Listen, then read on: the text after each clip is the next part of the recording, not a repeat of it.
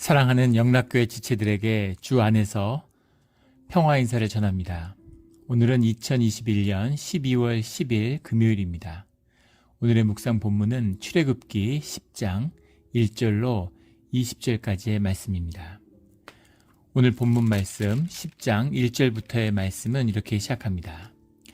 여호와께서 모세에게 이르시되 바로에게로 들어가라. 내가 그의 마음과 그의 신하들의 마음을 완강하게 함은 나의 표징을 그들 중에 보이기 위함이며, 주님께서 이 바로의 악함, 그들의 신하 가운데 그 악함 가운데 그 완강함, 그 완악함을 통해서 주님의 계속한 그 재앙을 보내며 주님의 이적의 사인을, 그 증거를 보여주는 그 뜻을 말씀하고 계십니다. 2절에 내가 애굽에서 행한 일들 곧 내가 그들 가운데서 행한 표징을 내 아들과 내 자손의 귀에 전하기 위함이라. 너희는 내가 여호와인 줄을 알리라. 그래서 이 이적이라는 것이 꼭 이 백성들을 끌어내기 위해서, 백성들이 풀려나기 위해서 한 게 아니라는 겁니다. 한 번에 끌어내실 수 있었겠죠.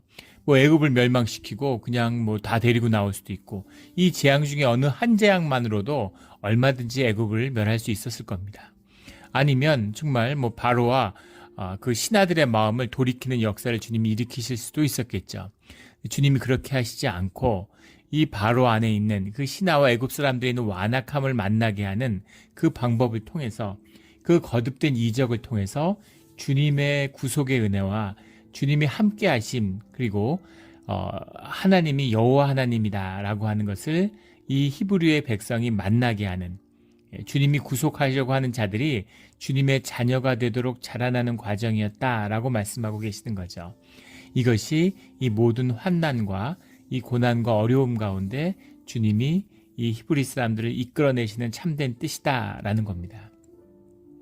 주님의 말씀대로 이 표징과 이 역사를 통해서 주님을 이 주의 자녀들이 기억하게 되는 것이죠. 우리가 살면서 고난 가운데 크고 작은 많은 이적들을 경험하게 됩니다. 정말 큰일 났구나, 이거 어떡하지 하는 큰 어려움 가운데 주님의 은혜를 만나고 주님이 그 은혜에서 우리를 벗어나게 해주시는 일들을 경험하게 되죠. 그럼 주님을 또 잊어버리고 그냥 또 현상에 파묻혀서 육의 삶을 살다가 또 삶의 한 계기에서 주님을 새롭게 만나고 육의 어려움 가운데서 주님을 만나게 되는 것이죠. 그렇게 주님을 더 깊이 이해하고 주님이 누구이신지를 알아가게 되고 주님의 말씀을 만나게 되는 그 뜻 가운데는 이 바로의 악, 이 애굽의 악을 통해서 사실은 히브리의 악을, 히브리인들의 악, 우리 내면의 악을 만나게 하시는 거죠. 그래서 그 악을 주님의 은혜로 다스려가는 과정, 이것이 우리가 신앙의 길을 가는 주님과 동행하는 길입니다.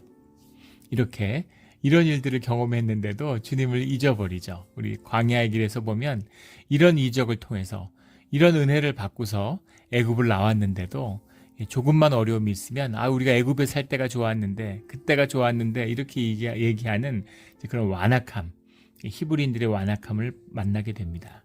이것이 우리의 모습이죠. 시간이 오래 걸리고 많은 일들이 있어야 하는 것이죠. 하지만 중요한 것은 그것이 주님이 인도하시는 길이고 주님의 길을 걸어가는 과정이다라는 겁니다. 그 길을 끝까지 가고 늘 우리의 삶 가운데 함께 해주셨던 주님을 기억하는 우리 모두가 되기를 주의 이름으로 축원합니다. 3절에 모세와 아론이 바로에게 들어가서 그에게 이르되 히브리 사람의 하나님 여호와가 말씀하시기를 내가 어느 때까지 내 앞에 겸비하지 아니하겠느냐. 내 백성을 보내라. 그들이 나를 섬길 것이니라. 9번째 주님이 같은 말씀을 선포하고 계세요. 그의 백성을 네 손으로 돌려보내라 라는 거죠. 4절에 내가 만일 내 백성 보내기를 거절하면 내일 내가 메뚜기를 내 경내에 들어가게 하리니. 메뚜기라는 게 그라베라는 말인데, 이제 라바라는 말이 이제 원형이죠. 라바라는 말은 영어로 하면 much, many, great 다 되는 거예요. 많다 이런 뜻인데, 무리라는 뜻도 되고, 이것이 이제 메뚜기를 지칭하는 것이라는 건 분명한 것 같습니다. 이 메뚜기라고 하는 것이 이제 아프리카에서 발원하죠. 탄자니아의 평야 같은 데서 메뚜기가 이제 갑자기 창궐 하게 되는데, 메뚜기가 왜 그렇게 창궐 할까 하는 건 아직도 과학의 미스테리입니다. 과학자들이 그럴듯한 이유를 찾지 못하고 있어요. 그 메뚜기 떼 이런 거에 대한 자연 다큐멘터리 이런 걸 보면 어마어마하죠. 이 메뚜기가 한번 창궐하면 그것이 이 반경 2,600km를 덮는다 그러죠. 그 길이가 서울, 부산이 한 500km 되죠. 샌프란시스코, LA가 한 800km 됩니다. 근데 2,600km예요. 엄청나죠. 이것을 메뚜기 떼가 완전히 한반도를 완전히 덮고도 남는 거죠. 한반도의 한 2배 되는 면적에 메뚜기가 퍼져나가는 겁니다. 메뚜기는 원래 파란색이죠. 녹색입니다. 그린 컬러예요. 녹색인데 메뚜기가 이렇게 퍼져 살다가 어떤 면적 안에서 일정 기간이 지나면 과밀해지는 거죠. 그 과밀을 견딜 수 없을 정도가 되면 그 숫자가 줄어드는 것이 아니라 갑자기 폭발적으로 번식을 하게 되는 겁니다. 왜 그러는지는 이제 모르는 거죠. 폭발적으로 번식을 하게 되는데 그 폭발적인 번식을 하기 전에 이 그린 색깔의 이 메뚜기가 붉은 색깔로 변하는 거죠. 붉게 변하면서 폭발적으로 늘어나요. 그래서 막 수백억 마리로 늘어나는 거죠, 메뚜기가. 그러면 이제 들에 있는 초식 동물이니까 모든 걸 다 먹고, 먹을 게 없으면 뭐 신발, 사람들 옷까지 이런 거 다 먹어 치운다고 그러죠. 그러면서 이동을 하는 겁니다.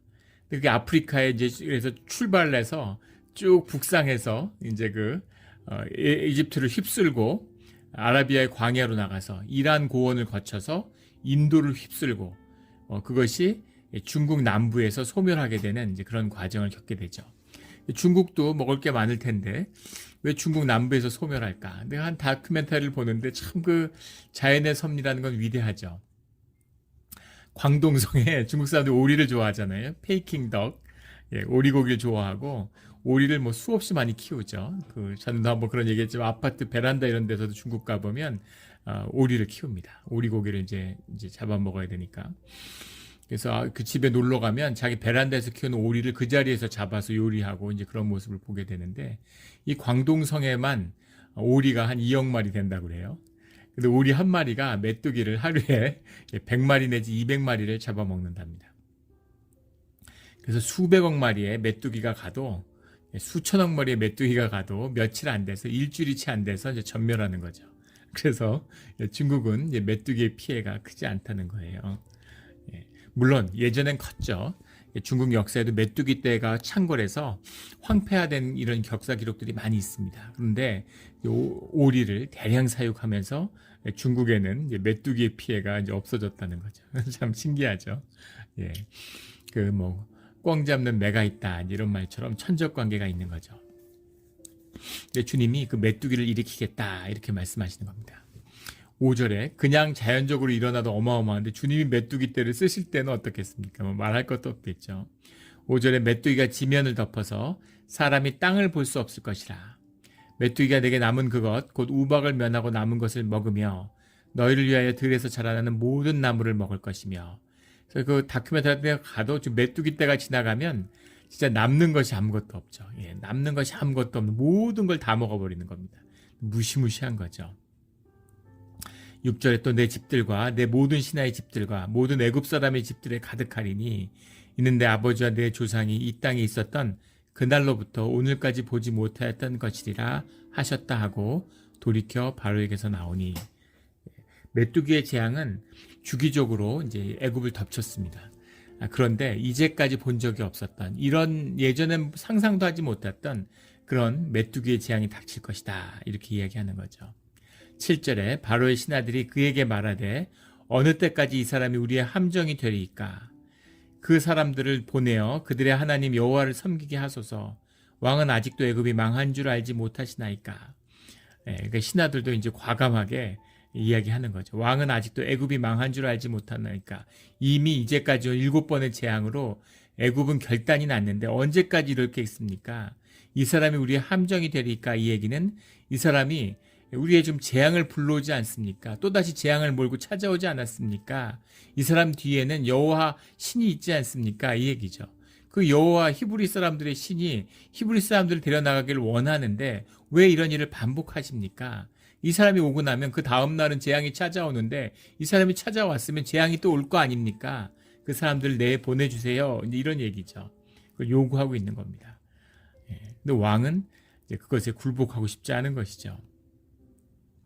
자기가 신인데 여호와 하나님 앞에 굴복한다는 것, 자기의 모든 통치의 질서 이걸 내려놓는다는 것, 이것은 그 본능적으로 아는 거죠. 이게 단순히 자기가 한번 무릎 꿇는 거기서 끝나지 않는다는 것을 아는 겁니다. 그걸 붙들고 있는 거죠. 8절에 모세와 아론을 바로에게서 다시 내려오니 바로가 그들에게 이르되 가서 너희 하나님 여호와를 섬기라. 갈 자는 누구냐. 재밌는 말씀이죠. 네. 가서 너희의 하나님 여호와를 섬기라. 처음에 요구했던 것이고 지금 그 뜻이 무엇인지 9번 선포됐어요. 그러니까 알아야죠. 알고 있죠. 근데 새삼 갈 자가 누구냐. 이제까지는 쏙이고 하나만한 말이었던 거죠. 근데 이제 실제로 한번 내보내 볼까? 이 재앙을 어떻게든 막아야 되겠는데 이렇게 얘기하는 거죠. 그래서 정말 누구가 나가려고 그러냐? 누굴 데리고 나가려느냐? 그 의미를 깨달아 알아야죠. 온 애굽에 노예됐던 자들을 풀어줘야 되는 겁니다. 그런데 이제 그럴 생각이 전혀 없는 거죠. 타협을 하려고 하는 거죠. 현상의 사람이죠. 현상은 계속 변화하잖아요.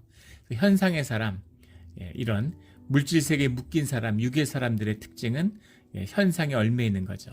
그 변화를 타려고 하는 거예요. 자꾸 타협하려고 하는 거죠. 타협하고 변화와 순응하고 변화와 함께하는 것이 현상의 생존의 그 법칙이죠. 생존의 수단의 그런 수단이니까 타협을 하려고 하는 거죠. 그래서 이제 진짜 내보내 볼까? 그리고는 갈 자가 누구냐? 누굴 데리고 나가려는 건데 이제 이렇게 얘기하는 거죠. 내 일부 양보할게. 내 권리를 포기하진 않지만 그래 내가 조금 그 타협을 할게. 얼마나 데리고 나가려고 그래? 200만인데 도대체 몇만을 주면 네가 만족하겠어? 이런 얘기입니다. 이 말에서 알 수 있는 것은 아직도 바로는 실제가 무엇인지 그 세계를 전혀 느끼거나 깨닫지 못하고 있다는 것이죠. 아직도 현상의 모습으로 보는 거예요. 눈에 보이는 것만. 모세와 아론이 나타나서 하니까 모세와 아론이 이 엄청난 이 애굽의 그 요술사들은 대적할 수 없는 마법사들은 대적할 수 없는 그런 더 큰 마법사구나 이렇게 인식하는 것이죠.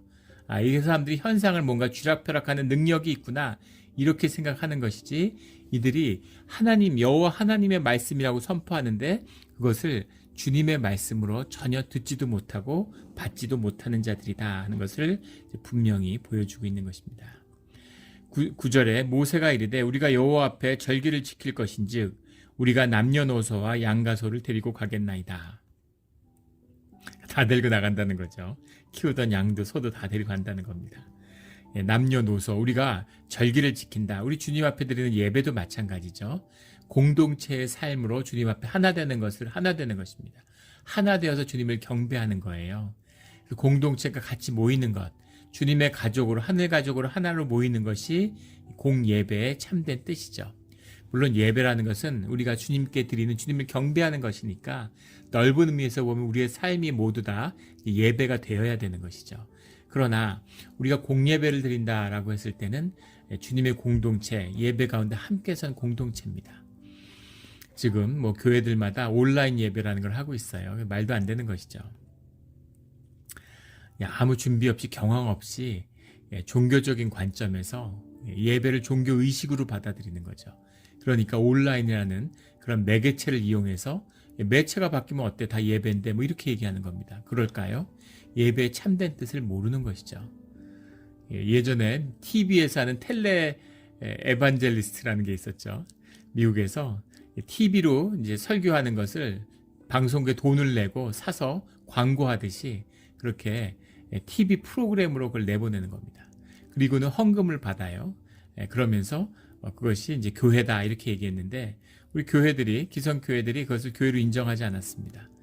그런데 이제 와서 코로나가 덮치니까 아무 생각 없이 깊은 고민 없이 주님께 물어봐야죠. 뭐가 예배인지 주님이 구하시는 게 뭔지. 그런데 관성으로 그냥 온라인 예배다. 사람들 묶으려고 그러는 거죠. 사람이 모여야 묶으려고 모이려고. 그것은 이제 옳지 못한 것입니다. 우리가 가정 예배라는 것이 있잖아요. 가정으로 모여서 가정이 예배 드리면 돼요. 그런데 그 묶임을 주님이 묶는 것이지 무슨 교회가 묶고 종교가 묶는 것이 아니죠. 종교의 묶임이라면 목사가 묶는 것이라면 그건 풀어져야 마땅합니다. 그런 게 풀어지니까 약화되니까 교인들이 교회 떠난다고 난리예요. 교인들이 교회를 떠난다고 그러면서 사실은 뭘 고민하는 겁니까? 헌금이 주는 걸 고민하는 것이죠. 이것이 종교화된 타락한 교회의 모습입니다. 남녀노소의 일부만 데려나간다. 있을 수 없는 한 가족인데 자식은 두고 부모만 간다. 무슨 부인은 두고 남편만 간다. 이런 일은 있을 수 없죠. 그래서 남녀노소를 다 데려갈 뿐만 아니라 그 제사와 주님을 섬기는데 양과 소를 잡으니까 양과 소도 데려가야 됩니다. 이렇게 얘기하는 거죠. 그럼 우리 다 나가겠습니다. 이렇게 얘기하는 겁니다.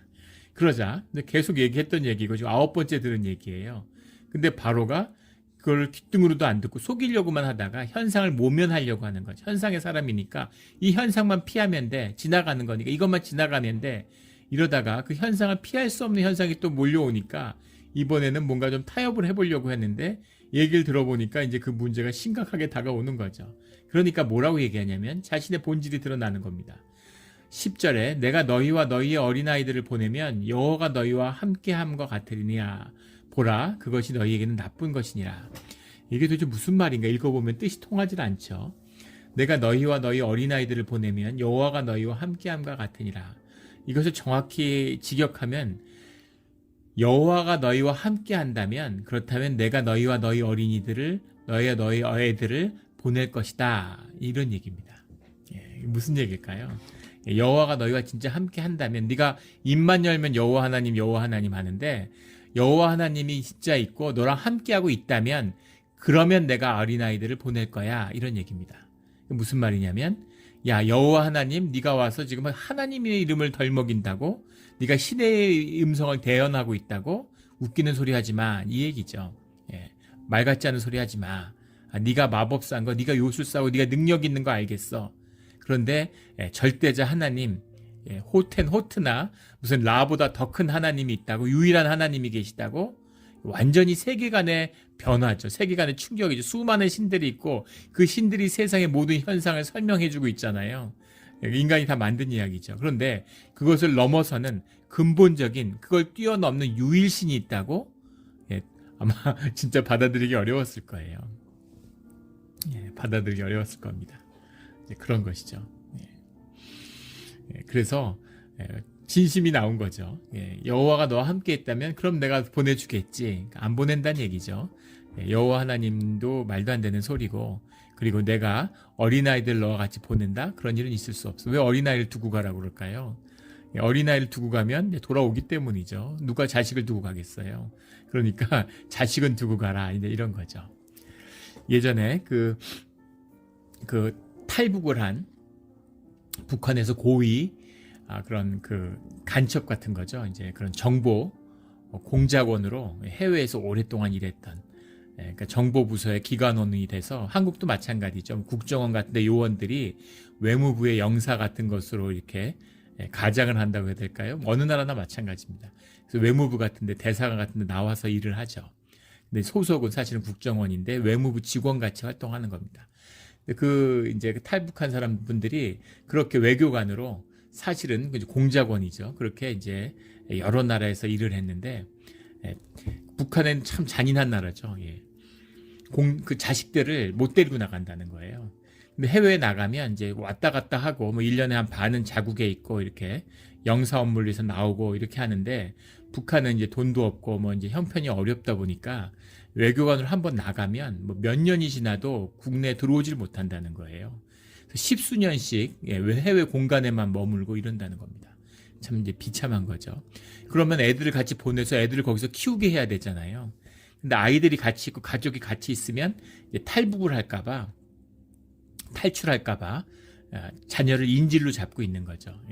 너희들 만약에 탈출하면 너희 자식들을 가만 안 둬. 이런 협박이죠. 인질입니다. 자식을 붙잡아 두는 거예요. 근데 북한이 얼마나 악하고 그 참 잔인하고 천박한 이제 정권이냐 하는 걸 보여주는 것이 그 사람들이 이제 그 탈북을 결심하게 된 게 남미에서 오랫동안 십수년 동안 그 근무를 하다 돌아갔는데 돌아가니까 돌아가기 몇 달 전부터 이제 그 아이들을 데려다가 좋은 집에 살게 하고 잘 먹인다는 거죠. 근데 그렇게 국가를 위해서 공작을 하고 그 김정은을 위해서 충성하면 잘해줘야 될 거 아니겠습니까? 그런 사람들은. 그런데 뭐 이제 뭐 그 핵심적인 사람들 빼놓고는 안중에 없는 거죠, 사실은. 자기 인지를 잡고 있으니까. 그 중심이 잔인하고 폭력적인 나쁜 놈들이니까, 악하니까. 그래가지고 그 돌아갔는데 자기 이제 자녀들이 애들이 거짓말을 하나요? 부모한테 얘기를 하는 거죠. 그래서 자기는 그래도 당과 그 수령을 위해서 충성을 하면 그래도 최소한 자기 자식들은 데리고 있으니까 그래도 당과 그 수령이 잘해줄 줄 알았는데, 그래도 애들은 잘 먹이고 잘 키울 줄 알았는데 애들이 이제 비참하더라는 겁니다. 애들이 비참하고 애들이 제대로 먹지도 못하고 그렇게 완전히 방치돼 있다가 이제 돌아올 때 되니까 이제 갑자기 오면 이제 현실을 볼 테니까 그때 이제 데려다가 몇 달 동안 막 잘 먹이고 계속 먹이고 좋은 아파트에서 살게 하고 이제 이런다는 거죠. 그걸 보면서 환멸이 들어서 얘 북한 정권은 안 되겠구나. 여기는 희망이 없구나. 미래가 없구나. 이건 망해야 되는구나. 그런 결심을 쓰게 돼서 북한 정권을 무너뜨리겠다라는 결심을 하고 북한을 떠나게 됐다. 이제 이런 인터뷰하는 기사를 본 적이 있습니다. 그런 거죠. 자식을 인질로 잡고 싶은 거죠. 자식을 너희들 애는 두고 가. 이제 이런 거죠. 나가려면 어른만 나가. 애들도 데리고 나간다고? 절대 안 된다 이 얘기죠. 절대 안 돼. 하나님이 진짜 계시다면 내가 애들 내주겠지. 근데 그렇게 못해. 그래서 말로는 뭐 여호와 하나님을 가서 섬겨라. 너희 하나님을 섬겨라 이렇게 얘기하지만 그런 거 믿지 않았다. 그런 얘기를 분명히 속의 진심을 이야기하고 있는 겁니다. 보라, 그것이 너희에게는 나쁜 것이니라. 그래서 이게 뭔가 타이르고 뭐 설득하는 얘기처럼 들려요. 근데 그런 얘기가 아니죠. 보라라는 게 키 러우라는 말인데, 키 러우, 키가 이제 영어로는 for 이런 거, 러우라는 게 깨달아라 이런 거죠. 그 이유를 알아라 이런 얘기입니다. 그 이유를 바로 알아, 똑바로 알아 이런 얘기죠. 그것이 너희에게는 나쁜 것이니라라는 게 퍼네켄 네게들라라는 말인데, 퍼네켄이라는 게 이제 얼굴이라는 뜻이에요. 뭐 마인드 이런 뜻도 되죠. 네게드라는 게 before 이런 말이고, 앞에 이런 말이죠. 라라는 게 evil입니다. 나쁜 것이다 이렇게 해석했는데, 라는 evil, 너희가 너희의 마음이, 너희의 얼굴이 같은 마음이죠. 너희의 본질이 니들이 악하기 때문이다 이 얘기. 그런 일은 있을 수 없어. 그 이유는 뭐냐면 잘 똑바로 명심해 이거죠. 똑바로 알아. 너희가 악하기 때문이야 이런 얘기죠. 주님은 이제 바로가 안악하다 그러는데, 이제 바로는 모세와 아론이 악하다. 그 얘기는 이제 주님이 악하다 이런 얘기죠. 이것이 에고의 본질입니다. 왜 바로와 아론이 뭘 잘못했다고 악하다고 할까요? 주님의 일을 행하는데. 주님이 세상의 왕인데 왜 하나님이 악하다고 할까요? 바로가 중심에 있기 때문이죠. 바로 뭐 그런 말 있죠. 뭐 간신나라 충신, 뭐 충신나라 간신 이런 것처럼. 이등방문, 이또 히로부미는 천하의 원수죠. 악당입니다. 안중근 의사에 의해서 처단을 받았죠. 우리 역사에서 보면 안중근 의사는 영웅이고 이또 히로부미는 원수고, 죽어 마땅한 자가 이제 천벌을 받은 것이죠. 그 벌을 안중근 의사가 행했다. 이제 우리가 자랑스러워하는 거죠. 그런데 일본 역사에서 관점에서 보면 안중근 의사는 테러리스트죠. 암살자입니다. 그리고 이또 히로부미는 일본 역사의 영웅이에요. 그런 그 막부 시대 그런 외곽의 변두리에 있었던 비주류였던 조슈번이라고 하는, 지금의 시모노세키죠. 거기서 태어나서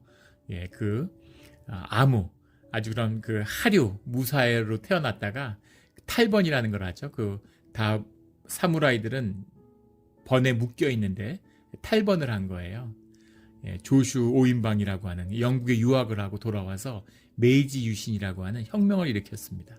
그래서 250년간 계속되는 절대 있을 수 없을 것 같았던 막부를 무너뜨리고 일본의 근대화를 성공시켰죠.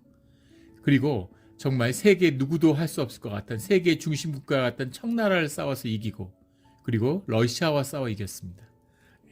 영웅 중에 영웅이죠.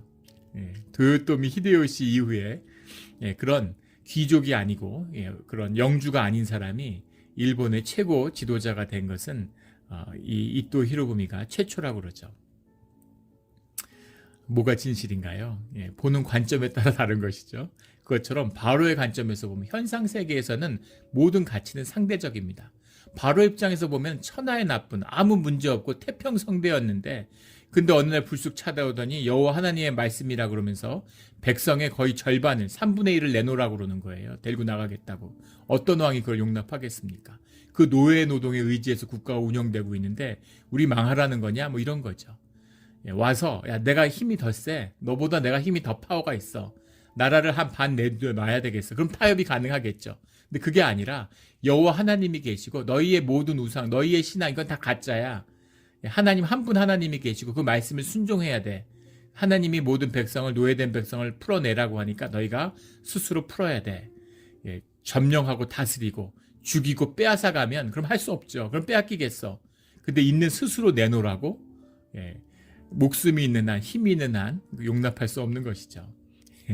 그래서 바로는 모세와 아론을 여호와 하나님을 악하다. 너희는 악하다. 똑바로 알아. 너희가 악한 거야. 나를 완악하다고 하지만 나를 교만하다고 너희가 오만하고 너희가 악해. 이렇게 얘기하는 거죠. 이쯤 됐으면 다 죽여도 되잖아요. 근데 겁나서 그렇게 못하는 거죠. 지금 당한 재앙을 보니까 무슨 일을 당할지 모르니까 두려운 거죠. 그래서 11절에 그들이 바로 앞에서 쫓겨나니라. 그냥 나왔는데 이때까지는 이제 본색이 드러나고 화가 이제 드러난 거죠. 그래서 쫓아내는 것입니다. 두 번 다시 오지 마. 지금 무슨 일이 일어날 줄 알고 그 일이 일어날 줄 알았는데 자신의 내면에 악이 드러나니까 그것을 용납하지 못한 살아있잖아요. 에고는 살아있는 동안은 끝나지 않습니다. 이 뇌에 의식에 기반한 거잖아요. 내 육체가 나라고 하는 거짓에 기반한 거기 때문에 육체가 끝나기 전에는 절대 에고는 끝나지 않아요. 죽음으로 끝나는 겁니다. 이게 에고의 역사죠. 심지어 자기 목숨을 끊잖아요. 자기 체면이 상할까봐, 명예가 손상당할까봐 자기 목숨을 던지는 그걸 위해서. 그 사악의 끝판이죠. 이것이 인간 에고의 본질입니다. 바로가 죽을 수도 있는데 그 재앙, 자기는 안 죽었잖아요. 백성이 고생하는 거고 사람들이 고생하는 거지. 이것이 에고입니다. 네 팔 잘라지는 것보다 내 손톱 빠지는 게 내가 더 아프잖아요. 나는 괜찮잖아 이런 거죠. 그래서 그 악이 쳐치 오르니까 이제 그들을 바로 앞에서 쫓아내는 것이죠. 그러자 이제 주님이 동풍을 불러서 메뚜기를 불러들이고 있습니다. 탄자니아 일대 이런 데서 일어난 수단 이런 데서 올라오는 것을 동풍을 부르니까 동쪽에서 바람이 불어오니까 서쪽으로 애굽에 이제 밀어닥치기 시작하는 거죠. 13절에 모세가 애굽 땅 위에 그 지팡이를 들매 여호와께서 동풍을 일으켜 온 낮과 온 밤에 불게 하시니 아침이 되매 동풍이 메뚜기들을 불러들인지라. 바람을 타고 메뚜기들이 이제 몰아치는 것이죠. 16절에 바로가 모세와 아론을 급히 불러 이르되 내가 너희 하나님 여호와와 너희에게 죄를 지었으니 쫓아냈는데 박대를 했는데 180도 바뀌었어요. 좀 하루가 지났습니다. 메뚜기 떼가 날아오는 걸 보고 정신이 번쩍 든 거죠. 메뚜기의 위험을 알잖아요. 그런데 그 엄청난 너희가 보지 못하던 메뚜기 떼를 볼 거다 이랬으니까 얼마나 무섭겠습니까? 그러니까 급히 부른 거죠. 급히 불러서 내가 너희 하나님 여호와 너희에게 죄를 지었으니 이제는 재앙이 닥친 다음에 만났는데 이제는 재앙이 닥치기 전에 만났다는 차이가 있죠. 그래서 내가 근데 표현이 바뀌었어요. 항상 내가 범죄하였다. 9장 27절에 보면 내가 범죄하였노라. 여호와는 의로우시고 나와 나의 백성은 악하다. 이렇게 얘기했는데 그런데 이번에는 뒤집혔죠. 내가 너에게 죄를 지었다. 이렇게 얘기하는 겁니다. 너희에게 죄를 지었으니 모세와 아론 내가 너희를 속였다. 너희에게 죄를 지었다. 모세와 아론한테도 굽히는 거죠. 신에게 굽히는 게 아니라 이제는 사람한테도 굽히는 거예요. 이게 사람의 모습이죠. 힘이 있을 때는 한없이 오만하고 하나님도 넘어서는 것처럼 오만하다가 현상이 돌변하니까 두려우니까 이제는 인간에게도 굽을 굽히는 거죠. 여호와 하나님한테 굽혀야지 모세와 아론한테 굽힌다는 게 바로가 있을 수 있는 일입니까? 인간에게 살아있는 신인데 근데 그들에게도 무릎을 꿇는 거죠. 내가 너희에게 죄를 지었다. 내가 잘못했어. 미안해. 이런 뜻이 아니죠. 내가 악하다. 내가 악인이다. 내가 심판대 앞에 선다. 이런 의미예요. 쉽지 않은 고백입니다. 하나님 앞에 악하다는 고백을 하는 것도 애고가 싫어하는데 사람 앞에 내가 너에게 죄를 지었다. 물론 이것도 다 거짓이죠. 그러나 그 급하니까 그 마음에 있는 것이 드러나는 거죠. 이것이 진실하지 않고 거짓말로 한다는 뜻이 아니라 이때는 진실하죠. 그런데 그 삶의 존재가 악하기 때문에 그 존재가 거짓이기 때문에 무엇을 해도 결국은 거짓이 된다. 이런 의미인 거죠. 내가 너희와 하나님 여호와와 너희에게 죄를 지었다. 이런 놀라운 고백이 터져 나오는 겁니다. 너희에게 내가 잘못했어. 내가 죄인이야. 이렇게. 너희는 의인이고 내가 악하다. 이렇게 얘기하는 거죠. 17절에 바라건대 이번만 나의 죄를 용서하고 너희 하나님 여호와께 구하여 이 죽음을 내게서 떠나게 하라. 지금 모세와 아론에게 나를 좀 용서해줘. 내 죄를 용서해줘. 내가 잘못했어. 이런 얘기예요. 진짜 비참하죠. 이번만, 한 번만 좀 봐줘.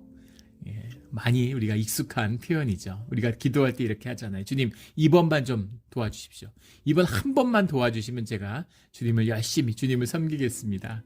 절대 예배의 자리를 떠나지 않겠습니다. 한 번만 우리가 어려운 일을 당했을 때, 사업이 망하려고 그럴 때, 무슨 건강을 상했을 때, 자녀가 대학 갈 때 이럴 때 주님 한 번만, 이번 한 번만 이렇게 기도하잖아요.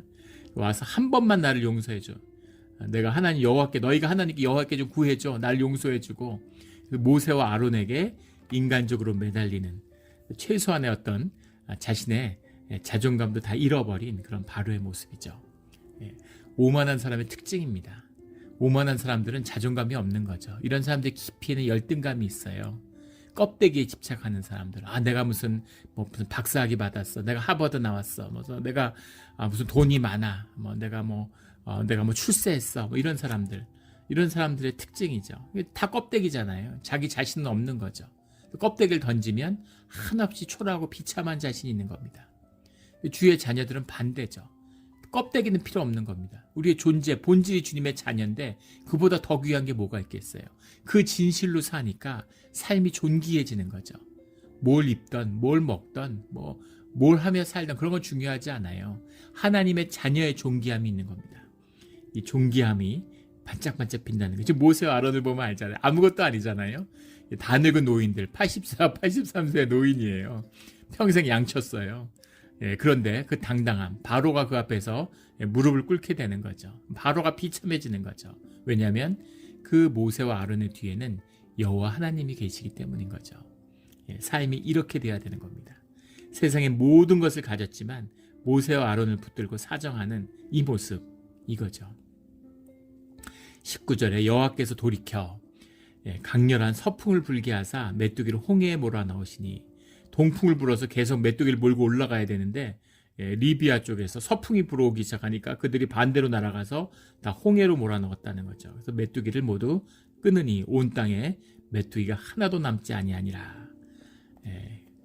하나님이 하시는 일인 거죠. 그래서 그 모든 환난에서 벗어나게 해주시는 겁니다. 20절에 그러나 여호와께서 바로의 마음을 완악하게 하셨으므로 이스라엘 자손을 보내지 아니하였더라.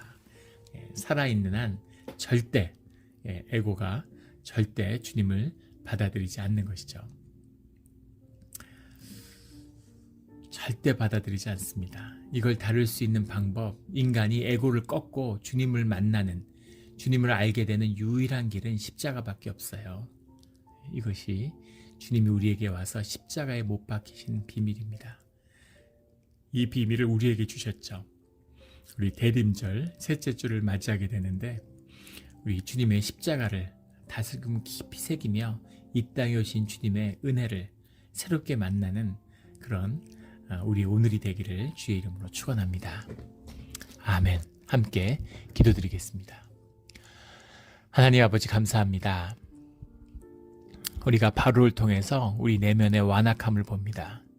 한없이 악하고 현상에 어려움이 있을 때만 그걸 넘기려고 하고 늘 생존에 급급하며 짐승처럼 먹고 살 수만 있으면 존귀한 하나님의 형상을 주었는데 세상을 다스리라고 보내셨는데 세상의 종로로 타면서 먹고 사는 것으로 근심하며 먹고 살기 위해서 무슨 짓이든 하는 짐승 같은 삶을 삽니다. 어려운 일이 있을 때마다 주님을 찾지만 이번만 도와주시면 하면서 이제까지도 완악하게 살았습니다.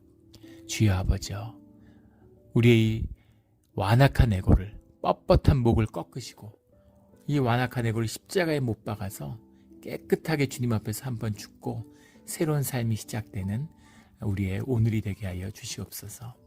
감사드리며 예수 그리스도의 이름으로 기도드렸습니다. 아멘.